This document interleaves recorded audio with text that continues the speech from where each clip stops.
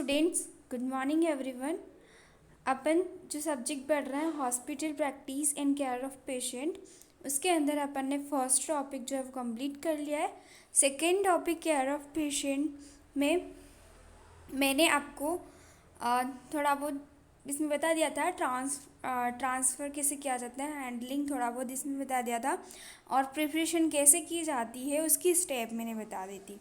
ठीक है, 6 स्टेप है इसकी। तो जो भी 6 स्टेप है ये शॉर्ट में है, इसका डिटेल भी है आगे। तो अगर आपको शॉर्ट मतलब कि डिटेल में याद नहीं हो तो आप शॉर्ट में भी लिख सकते हैं। ठीक है,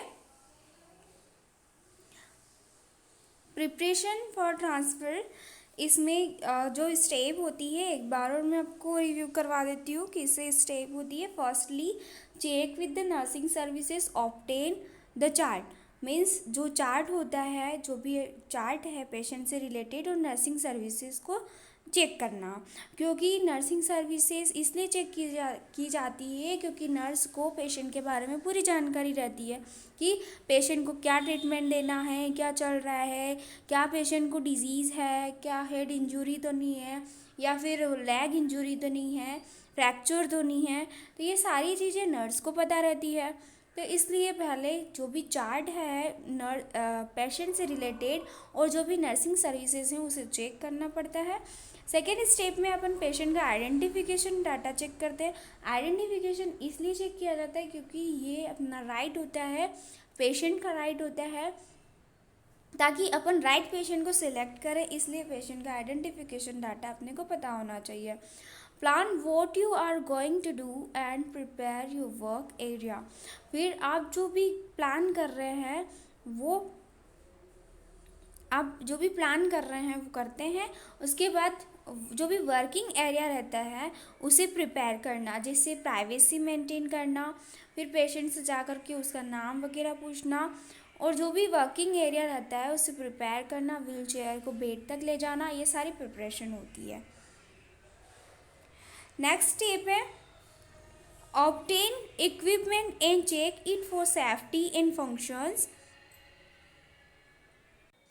obtain equipment and check it safety in functions. सारे इक्विपमेंट्स जो है पेशेंट के साथ, जो भी इक्विपमेंट जुड़े हैं, जैसे कि ऑटो एडमिनिस्ट्रेशन है ना, पेशेंट को ऑक्सीजन लग रहा है, ब्लड की बॉटल लग रही है, या नॉर्मल कोई बॉटल लग रही है, कैथेटर लगा हुआ है ना। तो उन सारे इक्विपमेंट्स को चेक करना और उसके फंक्शंस को चेक करना, ये भी नेक्स्ट स्टेप में आता है। Next, enlist the help and cooperation, remember to tell the patient what you are doing as you proceed. Patient को हेल्प करना और उसके साथ कॉर्पोरेशन के साथ वर्क करना, ठीक है, उसको सहयोग करना उसको व्हील चेयर तक ले जाने में। नेक्स्ट, ये चीज़ आपको याद रखनी है कि आप जो भी प्रोसीजर करने जा रहे हैं, जो भी प्रोसेस कर रहे हैं, वो चीज़ आप पेशेंट को बताएं, है ना।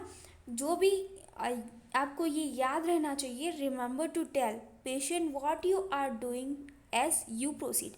आप क्या प्रोसीड कर रहे हैं, आप पेशेंट के साथ क्या करना चाहते हैं, क्या वर्क करना चाहते हैं।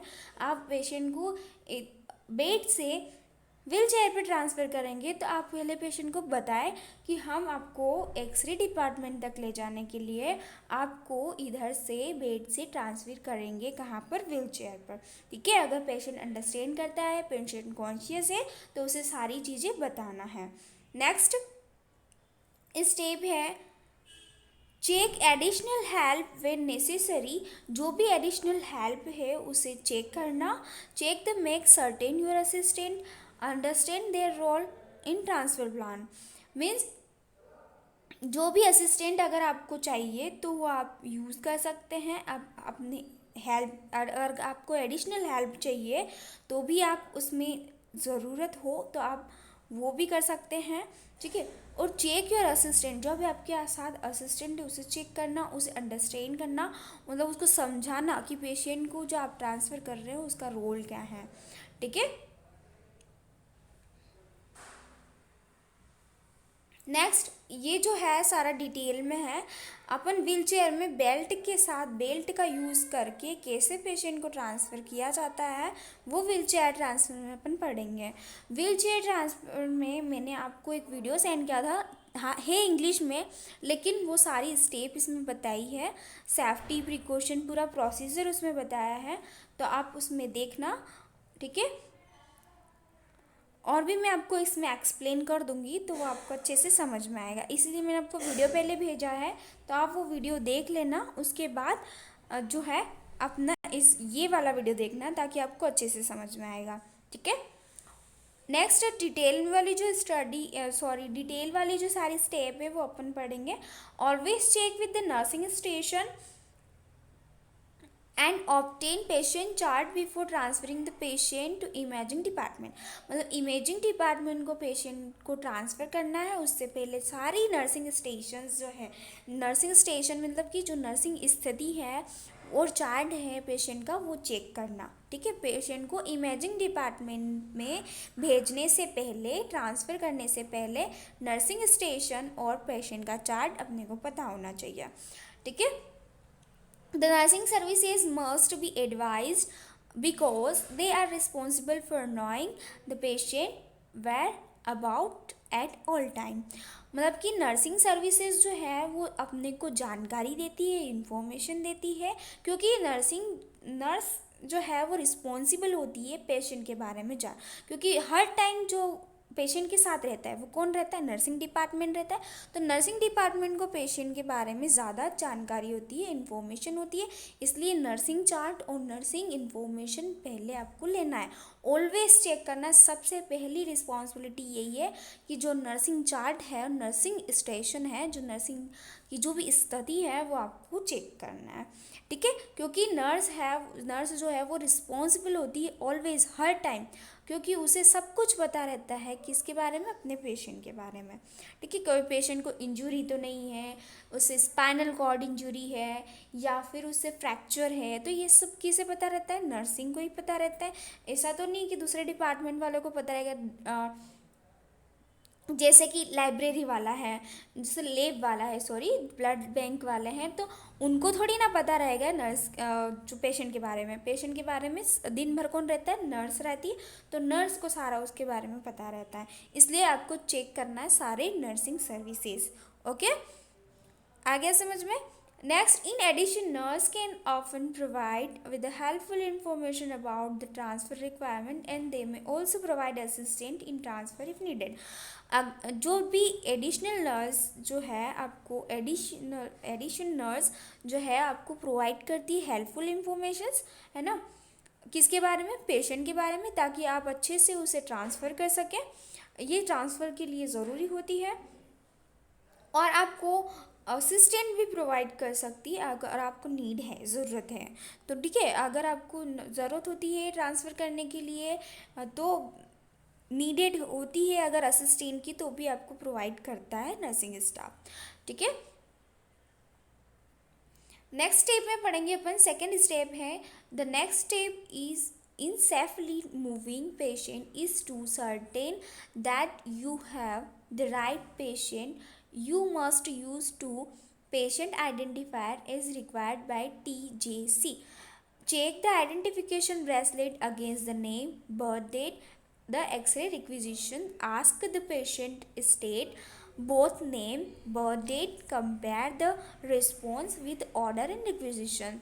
मतलब नेक्स्ट स्टेप में ये था कि जो भी नेक्स्ट स्टेप में ये है कि पेशेंट को सेफली मूविंग करवाने के लिए आपको सारे इन्फॉर्मेशन पता होना चाहिए, राइट पेशेंट के बारे में आपको पता होना चाहिए कि अपना पेशेंट जो है वो राइट है, सही पेशेंट को अपन ले जा रहे हैं, ट्रांसफ़र कर रहे हैं। You must use two patient identifier is required. मतलब कि दो पेशेंट के लिए दो आइडेंटिफायर रिक्वायर होते हैं अकॉर्डिंग टू, जो कि TJC के अकॉर्डिंग होती है। TJC मतलब द जॉइंट कमीशन, है ना, द जॉइंट कमीशन इसका फुल फॉर्म होता है द जॉइंट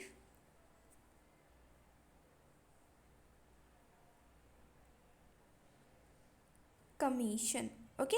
इसका फुल फॉर्म है टीजेसी का, मतलब कि जो भी हॉस्पिटल ऑर्गेनाइजेशन होता है उसके अकॉर्डिंग जो भी पेशेंट अगर ज्वाइन है अपने से तो उसके लिए ये रिक्वायर होता है, ज़रूरी होता है। तो दो जानकारी, दो आइडेंटिफायर आपके पास होना चाहिए, आपको पता होना चाहिए। तो दो आइडेंटिफायर आप यूज़ करते हैं पेशेंट को नाम जानने के लिए। जैसे सबसे पहले check identification bracelet against the name and birth date, है ना, जो कि आपको एक्सरे में ज़रूरत है। उसके लिए आपको name birth date against the bracelet पता होना चाहिए। मतलब कि आप पहले ब्रेसलेट पर देख लेते हैं कि पेशेंट का नाम है ना, फिर भी उसके बाद भी आपको बर्थ डेट और नेम पता होना चाहिए एक्सरे के लिए, मतलब कि एक्सरे की ज़रूरत के लिए जो एक्सरे में मान्य है ना। और आस्क द पेशेंट स्टेट, और सेकेंड स्टेप में क्या होता है, फर्स्ट आधा आप क्या करते हैं कि ब्रेसलेट पर देखते हैं, उसके बाद भी नाम और बर्थ डेट जानना है, ठीक है। नेक्स्ट है इसमें कि ask the patient state both name and birth date. फिर आपको पेशेंट से भी पूछना है ना। अगर पेशेंट कॉन्शियस है, जवाब दे सकता है, तो आप उससे भी पूछेंगे कि आपका नाम क्या है, आपकी बर्थ डेट क्या है, और फिर उसके रिस्पॉन्स को कंपेयर करना है ऑर्डर से। जो भी आपको चार्ट मिलता है नर्सिंग से, या फिर जो भी आपको चार्ट मिला है ना, और जो भी मान्य है, जो चीज़ मान्य है और ऑर्डर से दिया गया है, उसको कंपेयर करना है पेशेंट जो बोल रहा है उससे, ठीक है, कि सही नाम है या नहीं। मैंने जो आपको वीडियो सेंड किया था वो आप देखना, उसमें भी इसी टाइप से स्टेप बाय स्टेप बताया है। पहले उसने प्राइवेसी मेंटेन किया, उसके बाद पेशेंट से जा कर के पूछा अपना नाम क्या है ना। उसके बाद वो पेशेंट को बताती है कि मैं आपके साथ क्या प्रोसीजर करने जा रही हूँ। फिर सेफली वो पेशेंट को मूव करवाती है, देन उसको चेयर पर बिठाती है। तो ये सारा जो है आपको पूरा एक वे में करना होता है, स्टेप बाय स्टेप करना होता है। नेक्स्ट थर्ड स्टेप है a brief visit the patient will help you assess how much the patient can help with the transfer, allowing you to plan for additional hands if needed to ensure the safe move. Brief visit मतलब कि आप patient के बारे में आपको सब कुछ पता हो गया, सेकेंड स्टेप में आपने सब कुछ जान लिया, उसके आइडेंटिफिकेशन डाटा सब आपने संक्षिप्त में उसका विजिट कर लिया, आपने जान लिया पेशेंट के बारे में, ठीक है। ये चीज़ हेल्प करती है पेशेंट को इधर से उधर ट्रांसफ़र करवाने के लिए, ठीक है। Allowing you the patient for additional hands, ताकि आपको और भी एडिशनल अगर ज़रूरत पड़े, आप पेशेंट के बारे में जान लिए कि पेशेंट को क्या हो रहा है, अगर एडिशनल भी ज़रूरत पड़ती है कभी स्टाफ की, तो आपको एक स्टाफ भी एडिशनल मिल सकता है, ठीक है, ताकि आप सेफली मूव करवा सकते हैं पेशेंट को अगर आपको ज़रूरत है तो। ये इस स्टेप में लिखा है decide on a safest easiest method. आपको ईजीएस्ट मेथड और जो सेफेस्ट मेथड है जो पेशेंट के लिए सेफ हो वो डिसाइड करना है मूविंग के लिए। Your patient obtain the necessary equipment and ensure that the functional and safe. मतलब कि जो भी पेशेंट के पास जो भी इक्विपमेंट है, जैसे ऑक्सीजन लग रहा है, उसको ऑक्सीजन मास्क लग रहा है, तो आप ऑक्सीजन के साथ पेशेंट को ले जा रहे हो, नीडेड है उसको ऑक्सीजन, तो उसको, या फिर उसके साथ कैथेटर है, तो वो सारी चीज़ें फंक्शनल है, सेफ़ है कि नहीं, तो ये भी चीज़ें आपको ज़रूरी होती है। सेफेस्ट और ईजियर मेथड आपको यूज़ करना है मूविंग के लिए, क्योंकि पेशेंट के साथ सारे इक्विपमेंट्स भी होते हैं, ठीक है।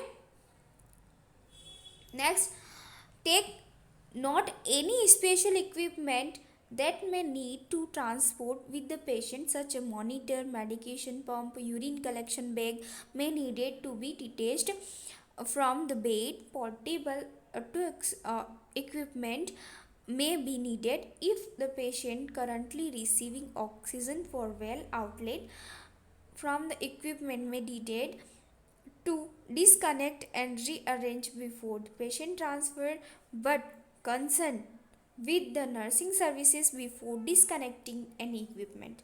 नेक्स्ट स्टेप जो फोर्थ स्टेप है, इसमें ये लिखा है कि जब भी आप पेशेंट को ट्रांसफ़र कर रहे हैं, ट्रांसपोर्ट कर रहे हैं, तो आपको मॉनिटर करना है जो भी चीज़ें उसके साथ है। क्या क्या चीज़ें मॉनिटर करेंगे कि क्या क्या चीज़ें उसके साथ हैं, पेशेंट के पास लगी हुई है, जैसे यूरिन कलेक्शन बैग हो गया, है ना, पोर्टेबल इक्विपमेंट्स हो गए जो कि ज़रूरी है, रिसीविंग ऑक्सीजन, पेशेंट के पास ऑक्सीजन इक्विपमेंट है जो कि ज़रूरी है पेशेंट के लिए।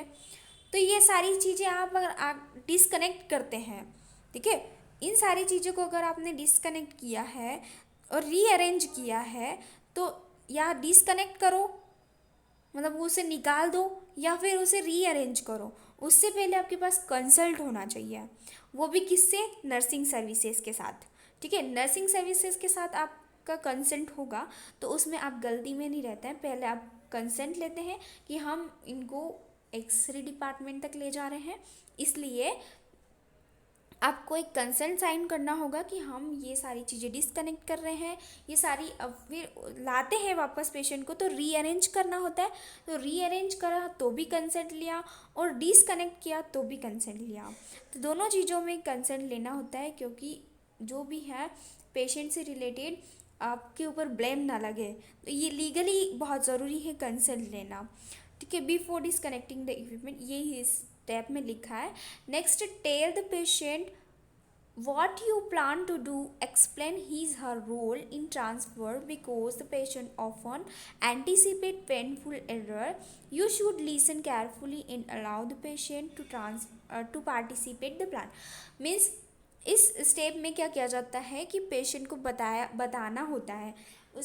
आपने जो वीडियो देखा होगा उसमें ये नहीं देखा हो तो देख लेना, और उसमें ये बता रखा है कि सबसे पहले जो है उसने सारी जांच किया है, सारा उसने इन्वेस्टिगेशन किया है, जो भी डिसकनेक्ट करना था वो डिसकनेक्ट किया, जो भी चीज़ डिसकनेक्ट करनी थी, जो रीअरेंज करनी थी वो रीअरेंज करा। उसके बाद नेक्स्ट स्टेप में उसने पेशेंट से पूछा कि मैं जो प्लान कर रही हूँ, मैं क्या करना चाहती हूँ, वो एक्सप्लेन करना होता है पेशेंट को। पेशेंट आप इधर से उधर ट्रांसफ़र कर रहे हो, पेशेंट को आप टच भी कर रहे हैं, तो आपको पहले उसे बताना होगा। अगर पेशेंट कॉन्शियस है तो आपको सारी चीज़ उसे एक्सप्लेन करनी है। Because patient can anticipate painful error, क्योंकि पेशेंट को पेनफुल एरर भी आ सकते हैं।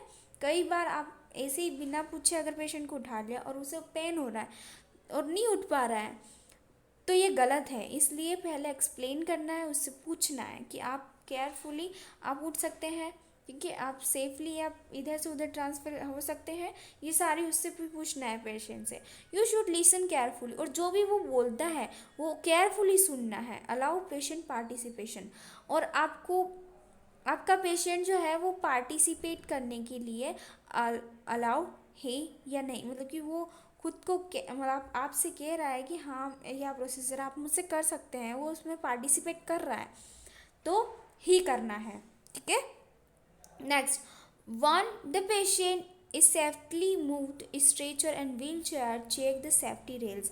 सेफ्टी रेल्स जो है वो सारी आपको चेक करना है। व्हील चेयर्स और जो जैसे भी आप व्हील चेयर से या स्ट्रेचर से पेशेंट को मूव करवाते हैं तो आपको सेफली मूव करना है। डोंट फॉरगेट द चार्ट, सबसे पहली बात इसमें लिखी है कि आपको चार्ट फॉरगेट नहीं करना है। नर्सिंग स्टेशन से पहले चार्ट लेना है, ठीक है, और सारी इन्फॉर्मेशन पेशेंट के बारे में पता होना चाहिए, तभी आप पेशेंट को मूव करें। नेक्स्ट है wheel chair transfer. Wheel chair से आप कैसे ट्रांसफ़र करेंगे पेशेंट को। Transferring the patient from the bed to wheel chair may seem elementary, put it is common cause of all and fall and accident. The correct technique make procedure safer and easier. Means transfer करते हैं जब patient को bed से wheel chair पर, ये step जो है आप पहले पढ़ेंगे। बेड से व्हील चेयर पर आप कैसे ट्रांसफ़र करेंगे, और फिर व्हील चेयर से एक्सरे टेबल पर कैसे ट्रांसफ़र करेंगे, तो अलग अलग टाइप में पढ़ेंगे। तो फर्स्ट टॉपिक ये है आपका इसमें कि आप पेशेंट को बेड से व्हील चेयर से कैसे ट्रांसफ़र करेंगे।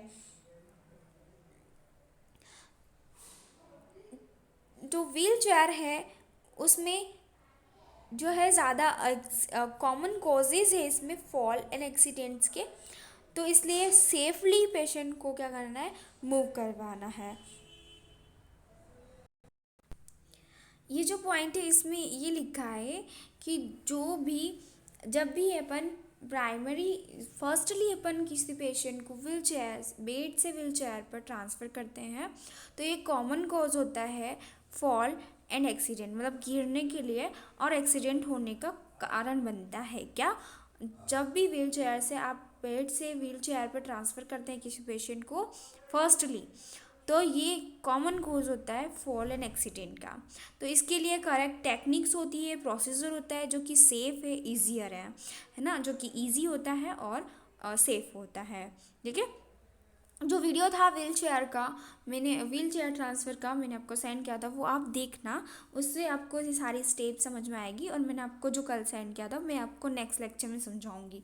ठीक है, तो जो जो भी इसमें है, फर्स्टली आप क्या करते हैं, सेफ टेक्निक में, सॉरी व्हील चेयर टेक्निक में, start by lowering the bed level of the wheel chair seat, elevating the head of bed, मतलब कि पेशेंट की जो सीट है, बेड है, और जो व्हील चेयर की सीट है वो एक लेवल में होनी चाहिए, बराबर।